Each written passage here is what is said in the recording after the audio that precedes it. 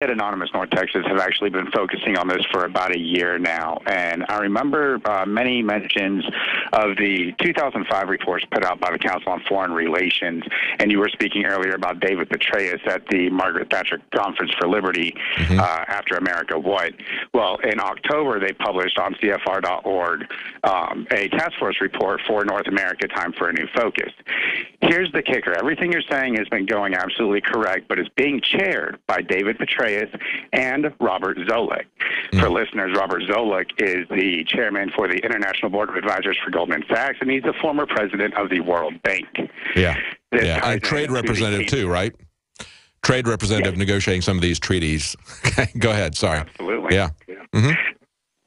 This starts with the Keystone XL pipeline, merging energy sectors between Canada, Mexico, and the United States. They're wanting to create a shared workforce through travel visas and also include the pathway to citizenship in order to basically mold the economies together.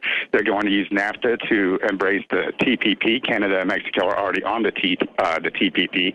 The Transatlantic Trade Investment Partnership, the TTIP, they're making the argument that if North America was represented as a whole on the National Security Council, then it would have been no problem getting them on the TTIP, whereas right now they're facing some backlash for that.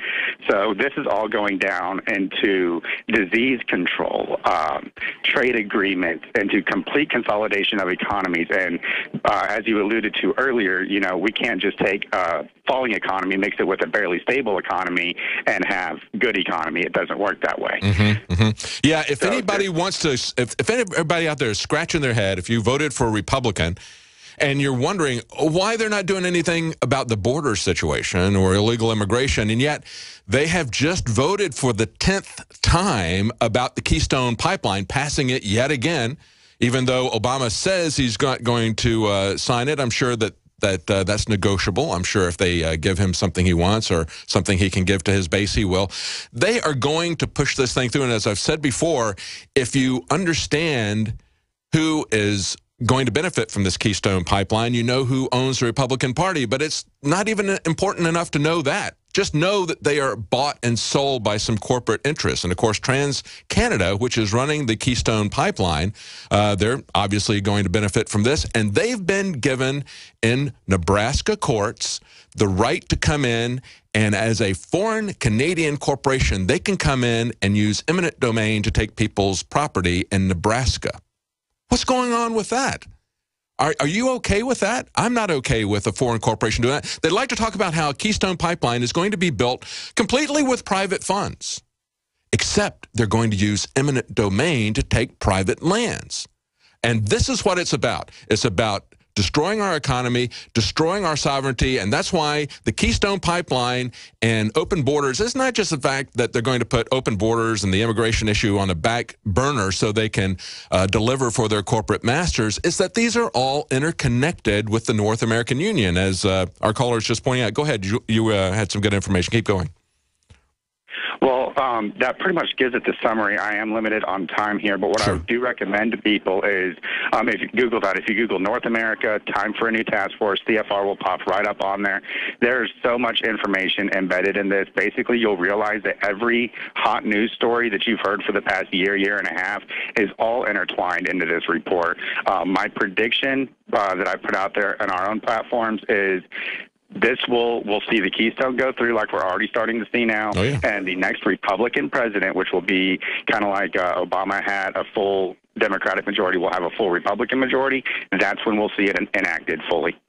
And I think it's very important to see who signs on as a supporter, as a politician, to see who signs on to these trade agreements. These are the people who have sold their soul to the globalist elite.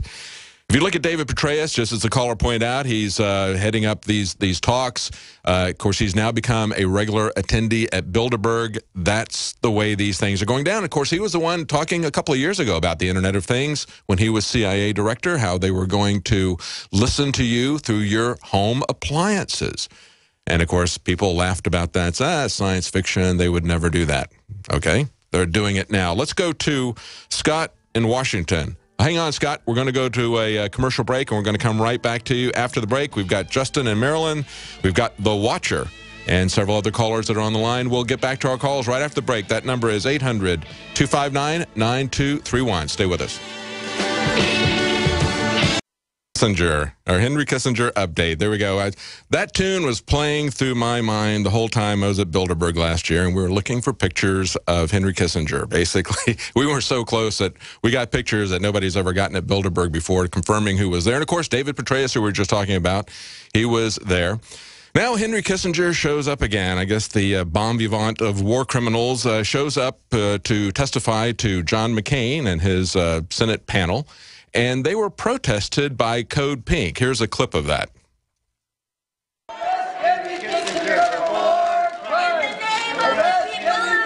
Kind of a tame demonstration. And when I looked at this, there's George Shultz telling him, go away, go away. So you've got a panel there in front of McCain. You've got George Shultz, you've got Henry Kissinger, and you've got Madeleine Albright.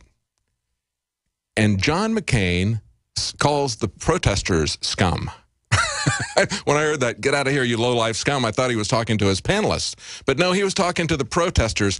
Madeleine Albright, remember, she was the one who was asked, there's been 500,000 people, children actually, more than that in terms of people, 500,000 people have died from your embargo in Iraq.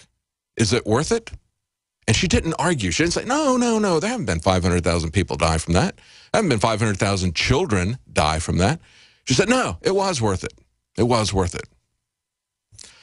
That's one of the attendees. And, of course, you've got George Shultz and Henry Kissinger with his long list of things, Vietnam and Chile, as they called him out on.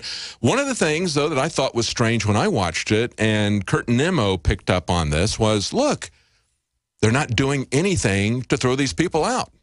I mean, they were just standing back. It was almost like it was a little, kind of a very tepid demonstration there, kind of a, I don't know how to characterize it, but they weren't doing anything. I mean, you didn't have thugs rush in and taser them like we see being done routinely in our high schools to people who aren't doing anything. No, they just kind of laid back and let these guys shout, and then Senator McCain talked about what a great person Henry Kissinger was. Of course, Kurt Nimmo points out that Code Pink does have connections to the Soros Foundations, the same people who are calling for a North American passport.